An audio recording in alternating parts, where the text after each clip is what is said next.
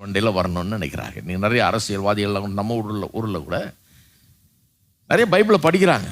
அன்றைக்கி கூட ஒருத்தர் பிரசங்கம் ஒருத்தர் பிரசங்கம் இல்லை, ஒரு பேச்சு, நல்ல பேச்சாளர், பேச்சை கேட்டுட்ருக்கேன். தாவீது கோலியாத்துன்னு பேசுகிறாரு. அவர் நல்லா இருக்குது,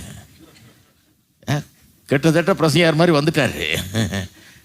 அதில் உள்ள கருத்துக்கள்லாம் எடுக்கிறாரு, நல்லா சொல்கிறாரு. தவறுன்னு சொல்லலை.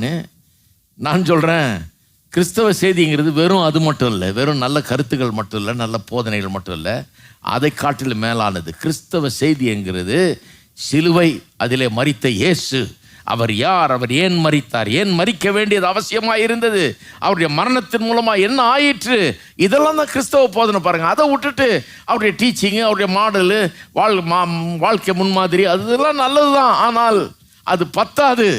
சிலுவைக்கு வந்து சிலுவையில் மரித்த இயேசுவை பார்த்து, ஏன் மரித்தார், எதுக்கு மரித்தார், எனக்காக மரித்தார், பாவங்களை போக்குகிற அவர் என்னை தேவனத்தில் கொண்டு சேர்க்கிறவர் அவர், அதெல்லாம் புரிஞ்சுக்கலன்னா போதனை எதுனே வெறும் இந்த அறநெறி போதனைகளை கற்றுக்கொண்டிருந்ததில் பிரயோஜனம் கிடையாது. வெறும் மாரல் டீச்சிங்காக இயேசு வரவில்லை.